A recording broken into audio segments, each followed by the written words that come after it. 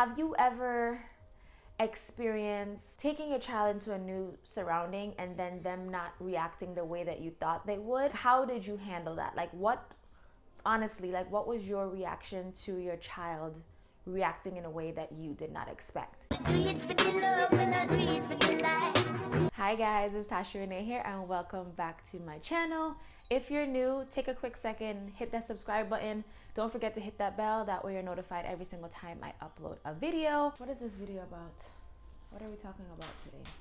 How often do we have an expectation of our child? Like, have you ever experienced a time where you thought things would go well, but it completely turned upside down and now you have to deal with how do you react? How do you make the situation lighter, brighter, and just less stressful for both parties? I think that's what I want to talk about in this video. Mainly the anxiety I guess parents get when we take our kids into a new environment or a new surrounding. I'm not really trying to give you guys solutions because this is just me venting and letting you guys know this is what I experienced recently. Recently, when my son and I traveled to visit family in the Virgin Islands. A little backstory of us traveling. So it's not like it's our first time being on a plane. It's not our first time traveling. However, the last time that my son and I was on a plane, he was about 6 months old. Traveling part was fairly easy and just being away was easy for the beginning part of his life. Now fast forward to a year and a half later, my son is now 2 years old and I decided to visit family again. Here I am thinking this is gonna be a breeze. He's more aware of being on a plane. So it's like, I'm so excited to have this boy be on his plane so he can actually experience it and be more aware this time and be awake, be alert. And I think I should know better because I am the type of person to not really have too much expectations. You never know what kind of curveballs you might be hit with. We got to the airport, it was fairly easy. We got on the plane, all of that jazz, it was fine. When we were on our way to St. Thomas, the only time he had a little bit of fuss is when his ears were bothering him when we were landing. However, when we got to St. Thomas, I don't know why I kind of expected him to be as calm, as chill as he is with us at home. However,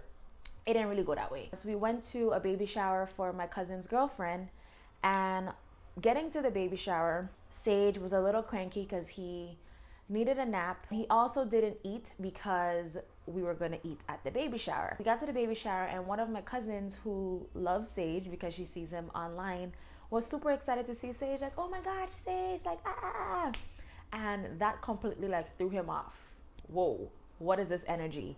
He literally like threw himself down on the floor, dropped himself, started crying, ran away as if like, I don't know who you are, please don't talk to me. I don't know if you've ever experienced like growing up when your parents force you to tell someone hi or force you to give someone a hug or force you to do things that you don't necessarily want to do. And I never wanted to create that for my son. I never want to force him to do anything, but I was just like, ooh, it's okay. I'm like, my bad, it's okay. Like I just apologized for him and just like kept it moving, but I didn't really like say, Sage, you need to say hi, you need to do all of these things. So it's all about understanding what's changed for that person and just like putting yourself in your baby's shoes. It's like a new environment. It's new people that I don't even know. And they're just coming up and telling me hi. It was a lot. And just from the baby shower, after that, he was able to like fall asleep and he woke up and he was fine. And when I say fine, he was fine because he was like around me. But when anybody else would try to like play with him or like come around him, he was just like, yeah, nah, I'm not interested. You never know how your child might react. You never know if they're going to be that happy person that they are always at home. And you never want to compare one experience to the next. You can't say, oh, well, he's been here before, he's gonna be fine. Take every single situation, take every single thing as if it's like brand new. Anything can happen. Anything can change at the split of a dime. And just having that awareness to know that we all have feelings, and as much as we go through the highs and lows of different things, our kids go through it as well. So just being able to be aware of that and just calming ourselves and not showing too much emotion. I try my best to do that, but I have to admit, like, there were some times where I was like, bruh, why are you crying so much? Why are you being super clingy? Why are you just doing the most? Like, I remember I sent a text message to my husband and I shared it on Instagram. And a text message just basically said like, I couldn't deal with Sage and his fucking crying. Like, I was to the point where I wanted to cry. And I never want to feel these emotions for my child, but it is normal for the most part. I feel like the only time we would ever have such strong emotions is because we're not taking care of ourselves. I've never yelled at Sage, and even if I've ever raised my voice, it's something that he's not even used to. He's never been, I can't even say spanked. Like, I don't beat my child. Like, that is something that is a whole nother topic. You either are a conscious parent where you want to be aware of the triggers that you're putting onto your son and the traumas that you've experienced growing up, or you are the type of person that could just be angry and think that your child needs a spanking. Like, there's literally two types of people in the world, and I don't fall into the line of beating my child whatsoever. The main thing I try to do is breathe. It's like stepping outside of your body, even closing your eyes, even in the middle of the entire tantrum, just be like, just breathe through it. And just understanding that this is temporary. Even when they're throwing a whole tantrum, like, they're gonna get tired at some point, and it's not gonna make it any better if you match their energy. Like, if you yell, if you scream, if you beat them, if you like just make them feel any worse, that's not going to make the situation any better. It's just going to escalate it and make it even worse. I just tried to meet him where he was at, but it became so frustrating, especially with the whole breastfeeding.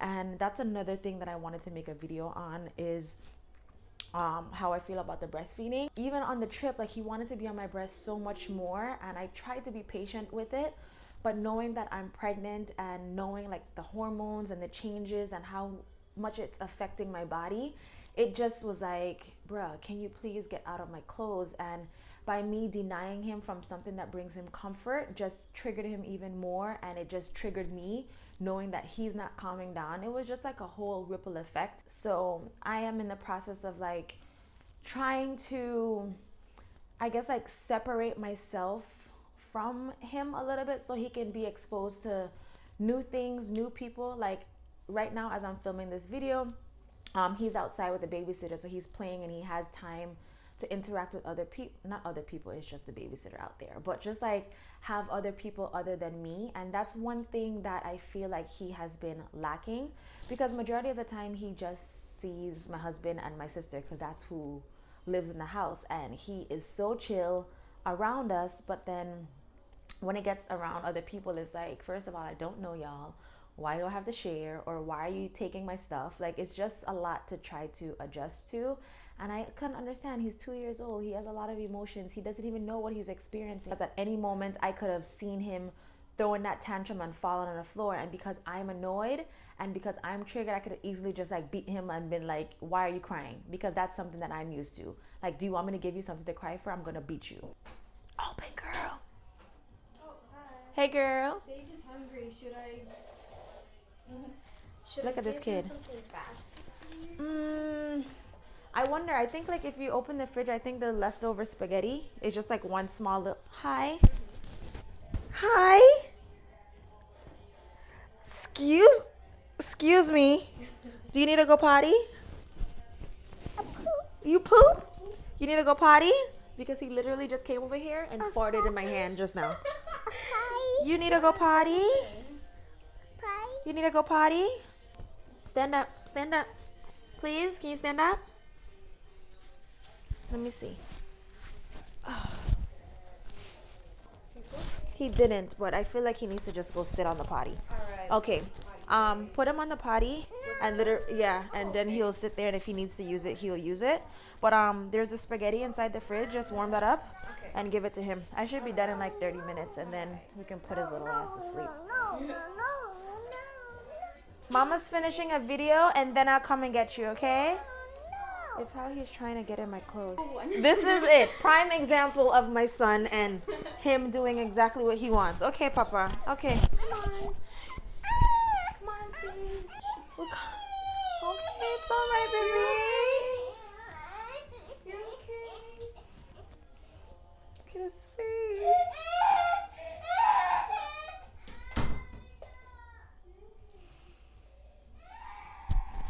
And things like that is what makes me want to cry, because it's like I don't like seeing him cry. I don't like to see him like that.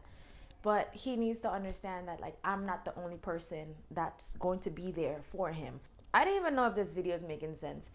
I would really appreciate it. And like I said, for this channel and the new direction that I'm going, I want to just like create more dialogue and get feedback from you guys, because like I am still winging it in this parenting thing, and I get a lot of messages basically saying that how great of a mother I am. And I feel like as much as there's people that can learn things from me, I can learn so much from others, especially people who have multiple kids, people who have kids that are older than mine. This is not something that's new.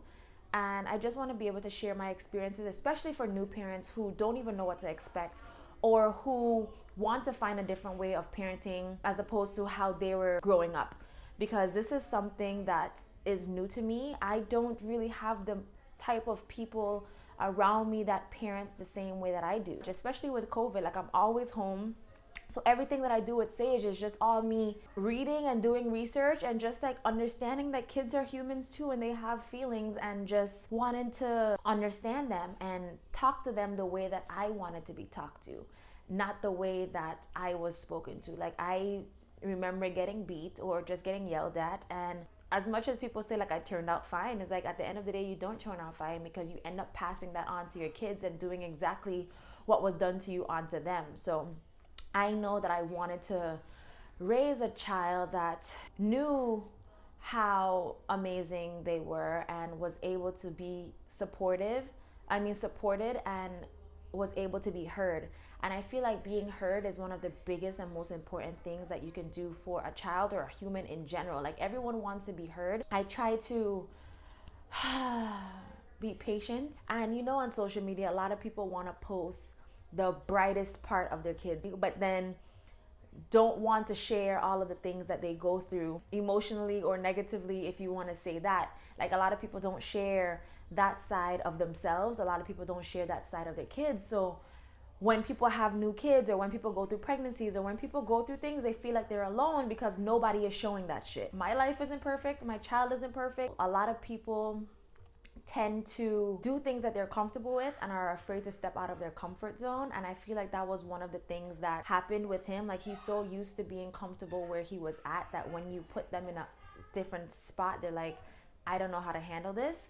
And even as adults, a lot of people want to stay comfortable, and anything that makes them uncomfortable it's like a red flag. So I just want to push some buttons, because I do want to be a better parent, and especially bringing a new child into this world, I want to make sure that I balance the two and make sure that I'm not going to be treating this new baby that comes in the same way that I did with Sage, because I'm going to be having two different lives, two different emotions, two different personalities at two different stages, and just having that awareness is the most important thing. It's just going to take a lot of patience. Have you ever experience taking a child into a new surrounding and then them not reacting the way that you thought they would? How did you handle that? Honestly, like what was your reaction to your child reacting in a way that you did not expect? I recently saw a recommendation for a book that says like how to talk to your kids and make them listen. If that's not the title, I'm going to leave it down below. If you've read it, let me know, but I'm going to give my feedback on that, because I want to try different methods